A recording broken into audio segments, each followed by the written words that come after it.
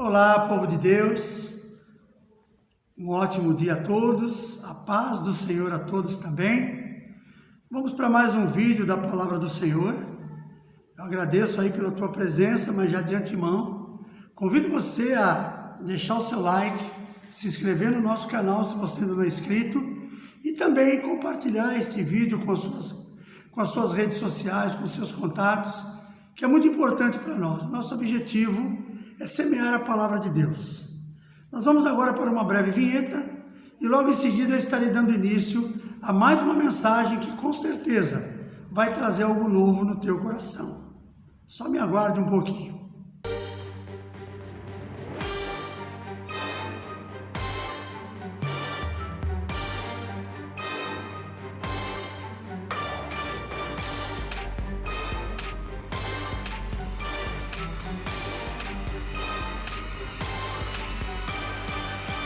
Muito bem, obrigado pela tua paciência. Nós vamos agora fazer a leitura da palavra do Senhor. Eu convido você, se estiver de posse da sua Bíblia, abra comigo no livro de Atos dos Apóstolos, capítulo 9. Nós vamos ler a partir do verso 19. Livro de Atos dos Apóstolos, capítulo 9, a partir do verso 19. No meu diz assim: o perseguidor torna-se perseguido. A partir do verso 19 diz assim a palavra do Senhor: e tendo comido, ficou confortado, e esteve Saulo alguns dias com os discípulos que estavam em Damasco. E logo nas sinagogas pregava Jesus, que este era o Filho de Deus. Todos os que ouviam estavam atônitos e diziam: não é este o que em Jerusalém perseguia os que invocavam este nome, e para isso veio aqui, para levar presos os principais dos sacerdotes? Saulo, porém, se esforçava muito mais e confundia os judeus que habitavam em Damasco, provando que aquele era o Cristo.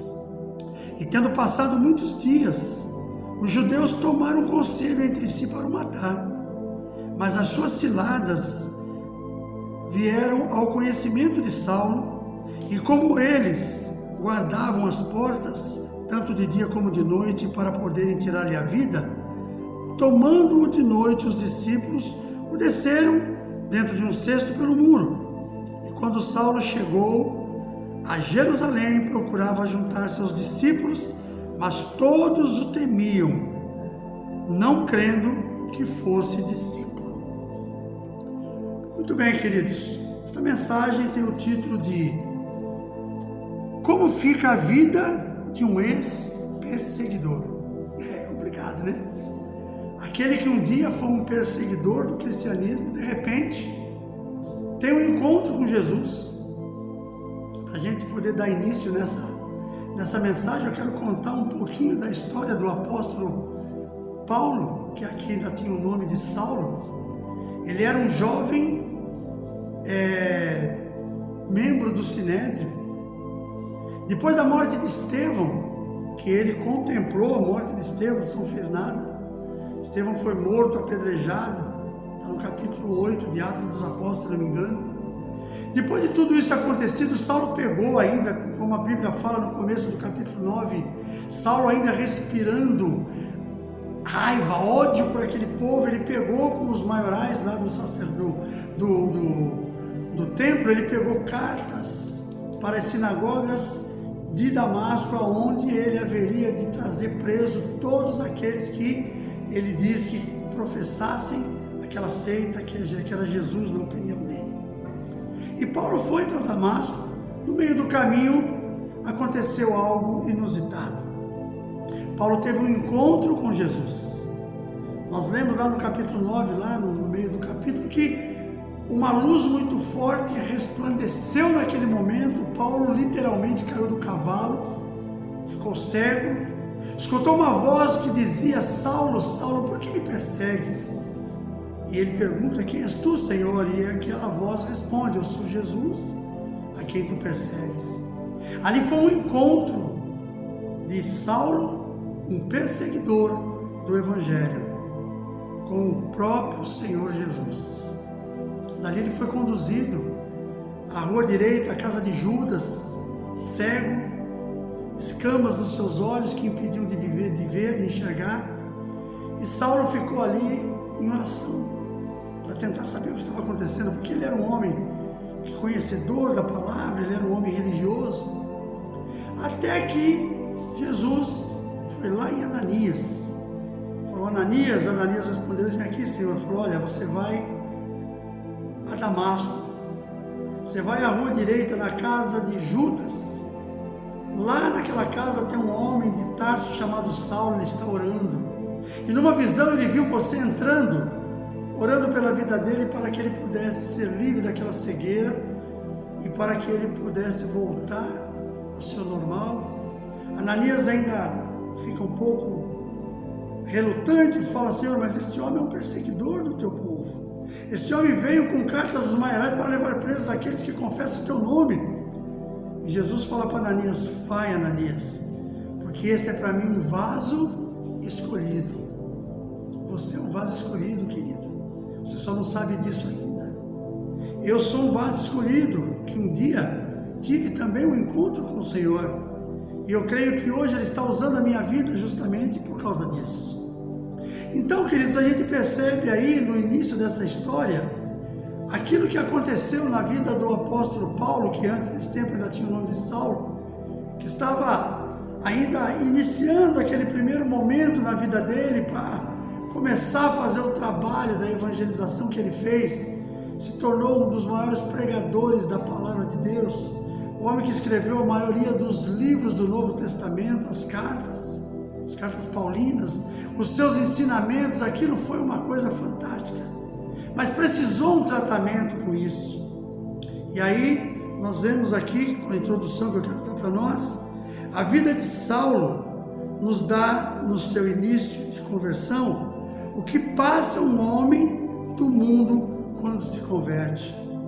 A gente vê, por exemplo, quantos homens de Deus que estão aí hoje, trabalhando, fazendo a obra, mas você não sabe, nem eu sei também, como foi o começo deste homem. O que Deus permitiu na vida deste homem, eu posso falar da minha vida, e mesmo tendo sido criado dentro da igreja, durante alguns anos tendo permanecido nos caminhos do Senhor, quando eu me revoltei, não sei porquê, coisa de adolescente, quando eu me debandei, encontrei uma porta aberta na minha frente, achei que seria bom passar por ela, eu aprendi coisas que não devia, eu vivi em lugares que não devia ter convivido, eu convivi com pessoas que não havia necessidade, até que chegou o dia também de ter um encontro com o Senhor. Esse encontro com o Senhor foi uma coisa muito bonita, eu já contei no meu testemunho, não vou contar de novo, porque é uma coisa muito grande, mas naquele encontro com o Senhor eu encontrei também algumas fortalezas do lado de fora, pessoas que tentaram de alguma forma me impedir de trazer de volta. Quantas vezes eu não fui chamado de alguma forma de coisas que eu não queria ser chamado? Quantas vezes por trás de bastidores eu não escutei conversas do tipo: que nada, isso aí está querendo se dar bem na vida, ele está com brincadeira, isso aí eu nunca acreditei, não acredito que esse cara tenha se convertido, não dou 10 dias, não dou um mês para ele voltar para a esbórnia, para a sujeira, para a bebedice. A gente ouve essas coisas, e é terrível isso, mas é o que o homem de Deus vive quando ele toma a decisão depois do encontro com o Senhor. Eu costumo dizer, pessoas muitas vezes vão para a igreja por um momento de emocionalismo, necessidade de algo que ele não consegue descobrir em outro lugar. Ele até aceita Jesus, mas falta o encontro com o Senhor. Aqueles que se encontram verdadeiramente com Ele, a história acaba sendo diferente. E em meio a muitas lutas, muitas provações, você não se afasta dos caminhos do Senhor. Volto a dizer, no meu testemunho eu conto o que aconteceu no começo da minha conversão. Foi uma coisa muito forte na minha vida. E se eu não tivesse naquele tempo tido realmente um encontro verdadeiro com o Senhor, eu corri o risco de não estar mais aqui. Mas Deus preparou este momento. Poucos acreditam na mudança. É até natural para o antigo perfil. Quem era você antes de conhecer Jesus? Quem era eu antes de conhecer Jesus? Isso realmente é um facilitador para aquelas pessoas que não têm fé, que não acreditam que um homem possa mudar. Eu já escutei muito disso. pessoas dizerem assim: fumava maconha, cheirava cocaína, bebia, se prostituía, agora é crente? Ah, é? São pessoas totalmente incrédulas em Deus, incrédulas nele próprio e principalmente naquilo que pode acontecer na vida de uma outra pessoa. Tem pessoas que no momento como esse ela fala: olha, que bom que a pessoa mudou, mas a gente percebe aquele que bom com uma sombra de dúvida na sua palavra. Mas isso é normal por causa do perfil que você tinha antes, por causa do perfil que eu tinha. Eu era uma pessoa do mundo, bem mundana. Eu nunca fui dado a determinadas coisas quando eu caminhava nessa terra antes de voltar aos caminhos do Senhor, mas aquilo é algo que as pessoas que te conhecem, sabem como é que você era, elas falam: não é possível que uma pessoa possa mudar, não é possível que um momento possa mudar essa pessoa tanto como ela mudou. Eu não acredito. E aquela pessoa parece que ela luta para que você volte para os caminhos que você vivia. É uma coisa muito terrível na vida do homem quando ele deseja a morte do outro. E quando eu estou falando da morte agora, é a morte espiritual. Ele vê uma pessoa que mudou o seu caminho porque ela entendeu que Jesus é o único caminho, a verdade e a vida, mas ela não aceita e ela luta para que aquela pessoa volte para os caminhos passados. Quantas vezes eu entrei em lugares para fazer a compra de um refrigerante, alguns lugares que eu frequentava, encontrava amigos ali que vinham me oferecer bebida porque achavam que eu estava fazendo brincadeira com alguém. Uma vez eu conversando com uma pessoa, entrei dentro de uma lanchonetezinha próxima de casa para comprar um refrigerante para o almoço. Um jovem que estava jogando bilhar com outro falou assim: Milton, eu soube que você se converteu, Milton. Eu falei: sim, me converti. Olha, mas eu não deixei de ser teu amigo. Quero convidar você, toma um Guaraná, bate um papo com a gente aqui. Eu falei: olha, querido, a hora que eu tiver essa oportunidade nós vamos fazê-lo, mas agora eu tenho um compromisso em casa, eu vim só comprar um refrigerante. Não, mas toma um Guaraná. Eu falei: no momento eu não quero, eu agradeço. Porque eu estava tentando não deixar que aquilo que estava começando a viver a minha vida, uma nova vida que eu estava vivendo, aquilo atrapalhasse. Naquele momento teve uma pessoa que virou para mim e falou assim: Milton, você agora é crente? Mas bem assim, com uma certa arrogância. Eu falo: não, filho, eu não sou crente não. Crente até o diabo é. Eu sou lavado e remido pelo sangue do Cordeiro. Aí ele caiu numa gargalhada, parecia um demônio rindo. Porque as pessoas duvidam de você quando você aceita esta mudança que vem do Senhor. Mas essa mudança precisa acontecer quando você entende que a tua vida não está caminhando correto. Nós olhamos, por exemplo, aqui, eles não aceitam que você mudou e ainda tentam impedi-lo na caminhada. É aquilo que aconteceu comigo algumas vezes. Pessoas que tentaram me tirar do caminho, tentaram me colocar.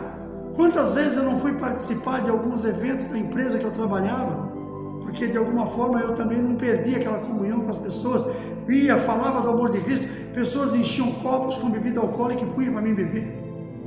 Pessoas me ofereciam cigarro, pessoas paravam do meu lado e começavam contando piadinhas indecentes, e eles percebiam que eu saía, eu via a conversinha de fundo. Era uma coisa terrível aquilo ali. Mas Deus foi mostrando na minha vida uma nova história. Deus foi mostrando um caminho diferente que eu deveria trilhar, e é o que eu trilho até hoje. Quando eu cheguei nos caminhos do Senhor, eu estava totalmente destruído. Eu vivi uma vida miserável, eu estava achando que estava tudo bem, mas não estava. Mas Deus falou: eu vou cuidar de você. Jesus cuidou de mim, Jesus me tirou daquela vida que eu levava. Jesus me fez deixar de ser isso que o apóstolo Paulo se tornou, que era um perseguidor e passou a ser um homem perseguido, e eu me senti assim também. Apesar de eu não era uma pessoa de perseguir nenhum cristão, porque eu venho de uma família cristã, eu muitas vezes não aceitava certas coisas, um convite para a igreja eu falava: qualquer hora eu vou, e não ia. Mas tirando fora isso, eu não criava nenhum tipo de problema para as pessoas. Mas um dia, depois de tantas lutas, tantas idas e vindas, Deus tinha algo para fazer através da minha vida. Eu já tinha recebido promessas, minha mãe já tinha tido sonhos proféticos sobre a minha vida, E aquilo foi muito bom, porque aquilo foi me mostrando alguns tempos. Quando me contava, eu não acreditava muito, mas depois eu percebi que algumas coisas na minha vida, alguns prazeres que eu tinha desse mundo, comecei a perder. E eu falei, tem alguma coisa diferente em mim. Até chegar os dias que depois eu acabei realmente me dobrando diante do Senhor, e isso foi muito bom. Queridos, não tem coisa melhor do que o homem reconhecer a sua falha, reconhecer a sua fraqueza, reconhecer que ele é pequeno e que ele é dependente de Deus. Apóstolo Paulo reconheceu isso, eu reconheci isso, muitas outras pessoas, milhares e milhares de pessoas reconheceram. Reconheça também. Não assista essas mensagens que eu coloco aqui apenas porque você acha bonito a maneira que eu falo. Não sei se eu falo bem, eu tento fazer o melhor, eu tento ler muito a palavra, tento aprender cada vez mais para poder estar transmitindo. Mas às vezes tem pessoas que falam, poxa, eu gosto de ouvir essa pessoa falar, mas não toma uma postura. Isso é muito necessário. Com Saulo, queridos, chegaram a desejar sua própria morte. Em Atos 9:23 diz assim: e tendo passado muitos dias, os judeus tomaram conselho entre si para o matar. Nos nossos tempos, claro, talvez até tenha algum maluco que pense, algum pai que se revolte com o filho, põe ele para fora de casa. Eu já escutei testemunhos de pai que botou o filho para fora de casa porque o filho se converteu. Falou, eu te renego, você não vai morar mais na minha casa, vai morar na rua. Tem um pastor bem conhecido, o pastor Adeildo, ele conta que isso aconteceu com ele no Nordeste. Ele voltou, ele veio para São Paulo, porque o pai não aceitava ele, porque ele aceitou Jesus. Mais tarde, alguns anos depois, ele voltou e o pai também havia mudado. Jesus havia alcançado aquele homem, mas ele sofria, porque um dia ele havia expulsado o filho dele de casa por causa da fé. Então tudo isso nós precisamos olhar, nós precisamos entender, queridos, que a nossa vida está exposta a esse tipo de coisa quando nós tomamos a decisão de seguir ao Senhor. O Senhor Jesus fala na sua palavra que por causa do seu nome nós seremos perseguidos, mas por causa do seu nome também nós seremos levados diante dos reis e majestades, no tempo de Deus, no tempo certo.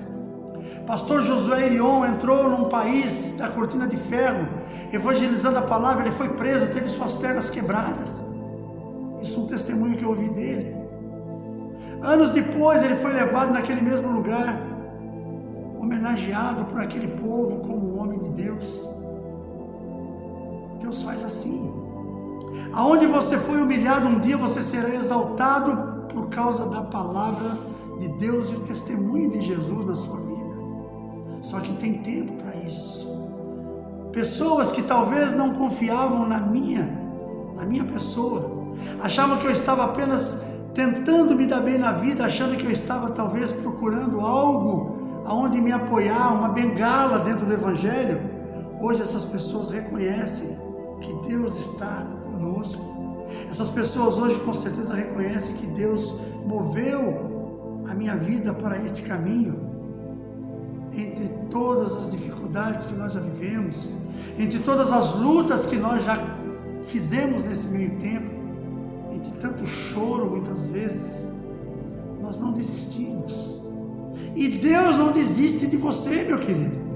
A palavra de Deus nos garante que pela vontade de Deus todos seriam salvos. Apenas Ele zela pela tua palavra, pela sua palavra, Ele não vai contra ela. Por isso nós temos que tomar a decisão de aceitarmos Jesus como Senhor e Salvador. Assim como aconteceu com Saulo, conosco também as ciladas serão destruídas.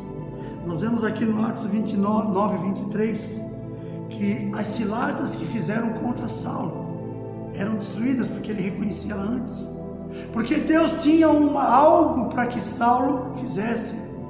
Lá no livro de 2 Timóteo capítulo 4, se não me engano, verso 7, ele fala: combati o bom combate, completei a carreira, guardei a fé. Nesse tempo, Saulo já estava com o seu tempo final reservado. Deus já sabia, Deus já havia permitido que Saulo haveria de ser decapitado e morto, mas a missão já estava cumprida. Antes da missão da sua vida ser cumprida, Deus não deixará você perecer. Haverão lutas, haverão muitas perseguições, Você que talvez foi um perseguido no passado, se tornou hoje um perseguido. Você foi um perseguidor no passado, hoje você se tornou um perseguido daqueles que são contrários à fé cristã. Mas enquanto Deus tiver você com um projeto nesta terra, você estará sempre firme e forte, nada vai te derrubar. Como nada me derrubou, como eu já preguei em outras mensagens, a igreja de Cristo não é minha. Eu sou instrumento neste lugar. Enquanto Deus me permanecer aqui, é para fazer a obra dele. Seja na igreja ou fora dela, não importa. Mas enquanto Deus quiser que eu faça, enquanto Ele tiver esse amor pela minha vida, e entender que esta missão que eu tenho tem que ser cumprida, nada vai me paralisar. Nada vai paralisar você, como não paralisou o apóstolo Paulo, como não paralisou Pedro, homens nossos discípulos que a Bíblia narra morreram martirizados, morreram crucificados, esfolados, queimados, decapitados, de toda forma possível, mas enquanto isso aconteceu quando a missão estava cumprida. Antes do cumprimento da missão, Deus os guardou, assim como guarda você, assim como guarda a mim. Precisamos ter este princípio firmado no nosso coração. Mesmo com toda a transformação, o temor dos perseguidos permanece. O temor dos perseguidos permanece. Mesmo com toda a mudança que pode haver na minha e na sua vida, aqueles que um dia foram perseguidos, eles não param, simplesmente aceitam com naturalidade. Precisa haver um trabalho em cima disso. Nós precisamos continuar mostrando a qualidade que Deus colocou em nós. Precisamos mostrar para essas pessoas que nós realmente mudamos. E como é que nós mostramos isso?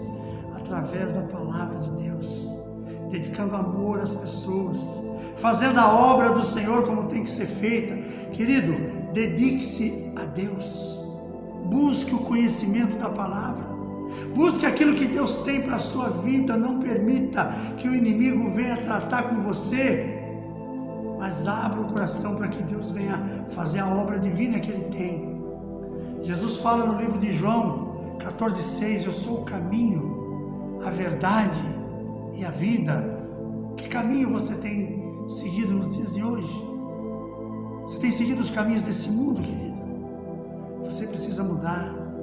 Você precisa trilhar um caminho diferente. Às vezes nós estamos em casa achando que dentro da nossa casa está tudo bem, achando que, olha, eu não preciso de outra vida, eu estou bem aqui. Precisamos caminhar ao lado do Senhor, em mãos dadas. A verdade tem que estar estampada dentro do nosso coração, na nossa mente. A justiça tem que estar firmada em mim e em você. Nós não podemos ter uma vida dupla. Homem de Deus, mulher de Deus, caminhe com o Senhor. Caminhe fazendo a obra do Senhor em todo o tempo. Não podemos duvidar daquilo que Deus colocou para nós. A vida, ela não é eterna nessa terra, ela só é eterna lá, quando Jesus nos chamar. Então pense que você está passando por um tempo de aprendizado. Isso aqui é um discipulado, para que um dia nós possamos morar com Jesus na glória. Lembre-se disso. Nós não temos aqui na terra que estabelecer tesouros. Nossos tesouros têm que ser eternos. Nossos tesouros têm que ser do reino. Nossos tesouros têm que ser o amor, a gratidão. Nós temos que absorver de Deus aquilo que Ele tem para nós. O caminho que Jesus trilhou nessa terra, nos mostrando a direção. Ele fala sobre vida abundante. Essa vida abundante nós podemos alcançar aqui, mas não é o principal objetivo do homem nessa terra. Não poderia ser.